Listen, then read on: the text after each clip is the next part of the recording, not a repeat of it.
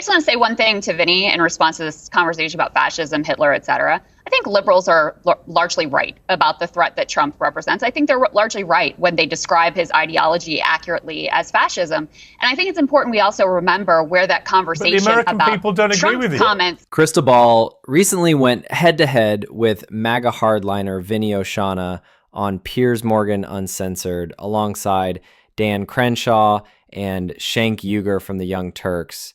Vinnie, of course, comes from the Patrick Bet-David crowd. Same talking points, same MAGA echo chamber. I wanted to break this down and compare what Krystal Ball said to the wild predictions Vinnie made, because let's be real, no one in mainstream media ever circles back to fact check the nonsense these guys spew. So we're going to do that. I've got the clips from that panel, and I'll jump in with my own take. Let's break it all down together. Welcome to all of you. Krystal Ball, I had you on the show recently, and you declared that Kamala Harris would win all 7 swing states. It would seem your crystal ball, if you don't mind me saying this, is a little cracked because Trump is currently won 4 of the 7 and leading in the other 3. Your response? Yeah, no doubt about it.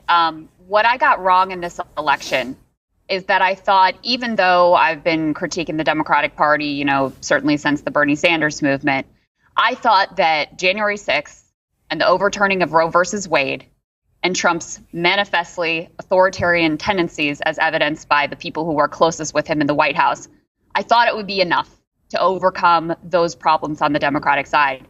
And I was absolutely dead wrong. So a couple of problems specifically with Kamala's campaign. I think there was way too much spending time with Liz Cheney, spending time with Mark Cuban, way too little time spending time with Bernie Sanders, spending time with Sean Fain, who's the president of the UAW. And in general, Piers, something I agreed with from your intro is the last guy who did the best with the coalition that is fleeing the Democratic Party right now is Bernie Sanders. And Democrats did everything they possibly could to block him from not only ascending to, be the Democratic nominee, but to block him from having any significant influence in the party. He offered a competing vision that could actually combat the fascism that you see with Donald Trump. Just talking about fascism, talking about how bad Donald Trump is clearly not enough to get the job done. And so we have the results that we have. Yeah, Dan Crenshaw, I spoke to President Trump this morning, just rang him on his phone, and to my surprise, he picked up. And I think even he was a bit taken aback by the sheer scale of this victory. It's not now beyond the realms of fantasy that he could win the White House, the Republicans win the Senate, they win the House of Representatives, and he may end up winning the popular vote as well as Electoral College. An absolute clean sweep. And you can only conclude from that this is an utter repudiation of all the attack lines that his opponents have been trying on him for the past year. And I would include in that the weaponization of the legal system against Trump, the attempts to take his life from 2 assassination attempts and so on. You put it all together, and this is a gigantic 2 fingers from the American electorate to those who said Trump can't be president again. And so, look, don't get me wrong, I kind of hope Democrats learn the wrong lessons here because I'd like to keep winning. But I'd be curious for her to unpack that a little bit more because it doesn't make sense to me. When Democrats were crushing it, really quick, when Democrats were crushing Republicans was in the 90s. That was in the 90s, and they were a very different party back then. That's all I'll say. Yeah, well, the world was very different, and neoliberalism was absolutely ascendant there then. Now we're in a post-neoliberal world. And so what I'm not talking about a shift to the left. I'm talking about a shift top versus bottom. Trump has his version of fake populism. He's got his villains. He's got his scapegoats, immigrants, cultural elites. Bernie Sanders, when he ran in the Occupy movement, when they were ascendant, talked about the 1%, talked about the millionaires and billionaires, talked about corporate greed, talked about unfettered capitalism. That's the shift that I'm talking about. And we know that it was effective because that Bernie to Trump pipeline, that was real.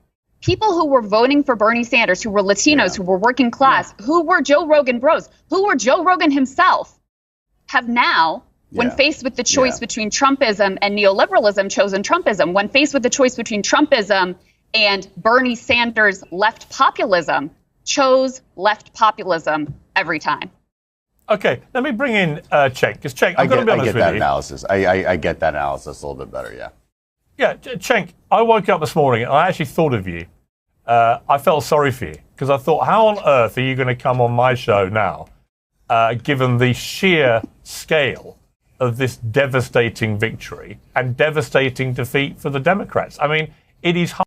Here's what always cracks me up about Piers Morgan. He loves to present himself as a liberal, not some right-wing mouthpiece, but look at how he's acting in this moment. Practically celebrating Trump's win and rubbing it in Cenk Uygur's face. He's clearly thrilled. The way he talks, you'd think he was Trump's campaign manager. Whatever he says, Piers is clearly on the Trump train. Hard to imagine a worse morning to be Cenk Uygur. So, how are you? I'm great. I come on your show with the same swagger I always do. But I would also say, Cenk, and I'm sorry to single you out, but you are the person here who's done a lot of this on my show.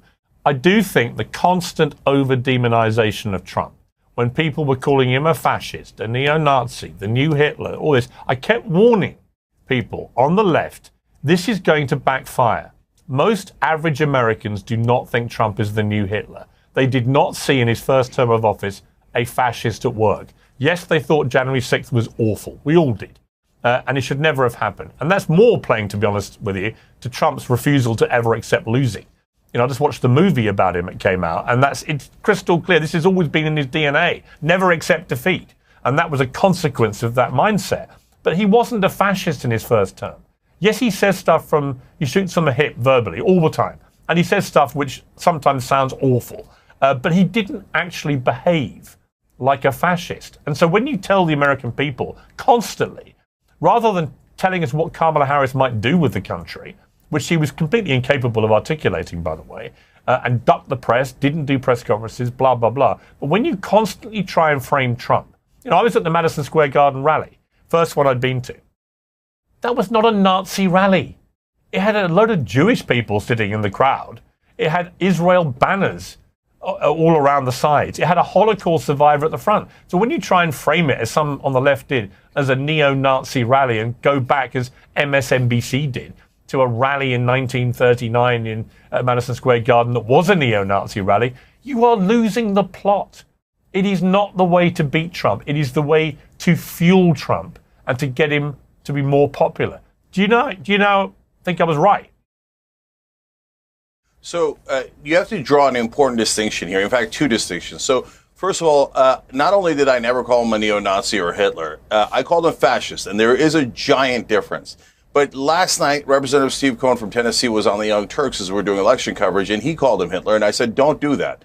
Because Hitler killed 13 million people. We're not anywhere near there. I mean, this morning, Joy Reid's talking about how Florida's a fascist state. What are you talking about? I'm going to go into Miami a little bit later in this week. It's ridiculous. But in terms of why I call him a fascist and why I think it's right, Piers, is because he tried to overturn the election in 2020. And he did fake elector plot. He planned a coup, etc. And that's what fascists do. And here we go with Vinnie Oshana, rolling his eyes like he's allergic to facts. Meanwhile, Cenk Uygur called Trump a fascist, not in a dramatic way, but as a real political assessment. He even clashed publicly with Francesca Fiorentini over how far it would go. Krystal Ball used the same word, fascism. And now we've got Piers Morgan acting like it's some kind of overreaction. But keep watching. These next moments show just how accurate Krystal and Cenk actually were, and how far off Piers and Vinnie were, then and now. I'm happy to say clean slate. Let's see what he does. But I think, unfortunately, I'm going to be proven right about him as well. Because, yes, he's a much better fake populist, and the Democrats still don't get it. They're bragging about how they raised $1 billion and how all the corporate CEOs are on their side and all the Cheneys are on their side. That is the worst strategy you could possibly imagine. It's not that Trump won this nearly as much as the Democrats lost this election. They don't get it. Stop bragging about how CEOs love you and how you raised $1 billion, and that is corruption defined. Now, when it comes to Trump, look, guys, let's all hope that I'm wrong, but my guess is you're all going to be deeply disappointed. He's going to rob the place blind. Elon's going to rob the place blind. They're not real populists. They're going to give corporate tax cuts. They're going to do all the things that Democrats do. They're just going to be more clever about it. Their number one priority is going to be giant corporate tax cuts and corporate deregulation.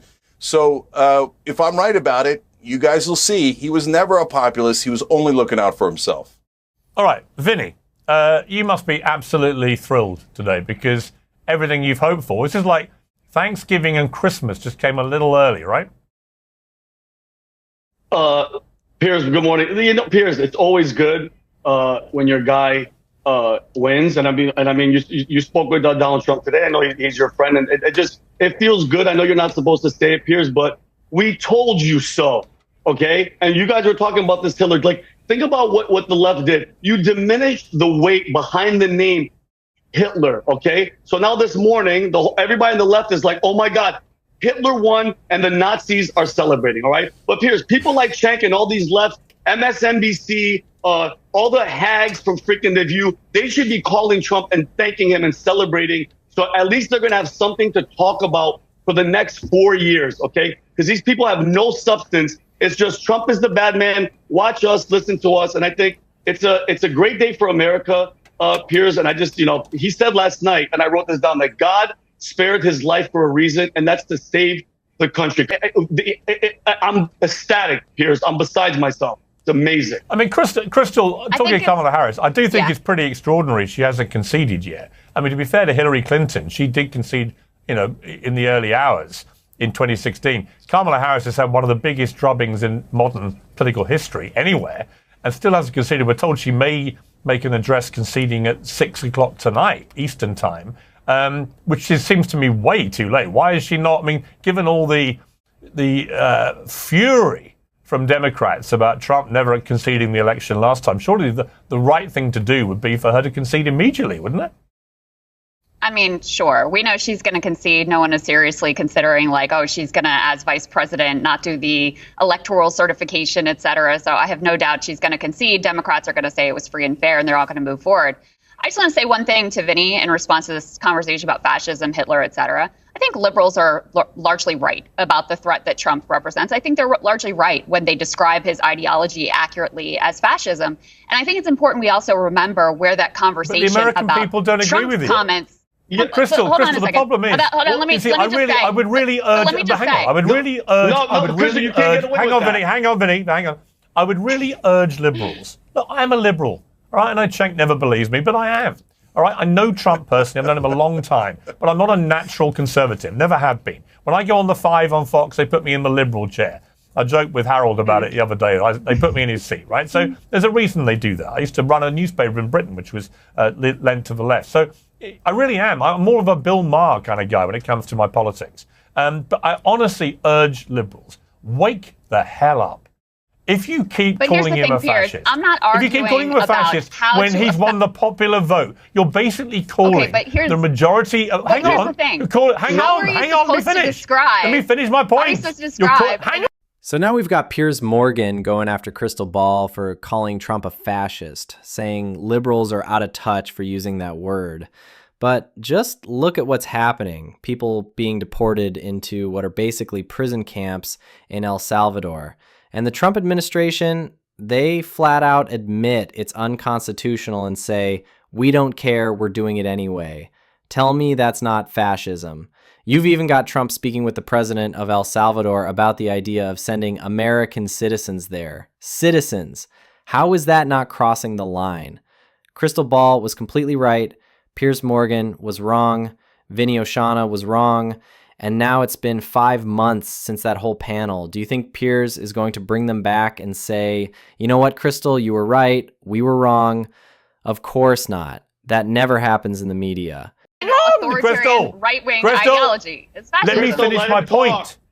Let me finish my point, which is this. You guys cut me off and then I don't get to finish. If he wins the popular vote, as well as everything else, what you're doing when you continue to call him a fascist, you're basically saying that all these Americans who voted for him are supporting a fascist and are therefore themselves fascists. Okay. Do you not get that? But let's make a distinction here. I'm talking about accurately describing reality, a reality that was described by not liberals, by his chief of staff, John Kelly, a lifelong Republican, by Mike Mattis, right? But, ask Mike Pence how he feels about Donald Trump and his authoritarian tendencies in office. That's different. Accurately describing reality, which I think we all have an obligation to do, is different from arguing about how I think they should most effectively go about defeating that fascist ideology as embodied by Donald Trump. And on that, I agree with you. I think they go about it all the wrong ways by not offering an alternative vision that accurately identifies the problems in American society as unfettered capitalism, corporate greed, et cetera.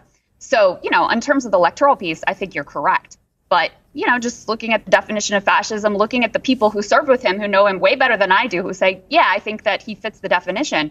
I can't lie and not accurately describe reality because that would be dishonest to my audience. Once again, I've got to say, Krystal Ball was absolutely right in calling out Trump's fascist behavior. Nobody knew the exact steps, but she clearly saw the bigger picture. No one was saying Trump would be deporting immigrants with no charges to El Salvador, but that's exactly what's happening now. And those people, they've committed no crimes. There are no convictions, no pending cases. Krystal Ball got it right. Cenk Uygur got it right too. Maybe he didn't go far enough, but he still called it. Meanwhile, Piers Morgan and Vinnie Oshana were totally off. And like I said before, don't expect them to admit it. There won't be an apology or even a hint that they were wrong. So now the question is, what comes next? What else has to happen before people start accepting Krystal's warning was real? Let me know what you think in the comments. Are you with Krystal Ball and Cenk Uygur, or do you agree with Piers Morgan and Vinnie Oshana that Trump isn't showing signs of fascism? Drop your thoughts. Hit like, subscribe. This is Polyscope. See you next time.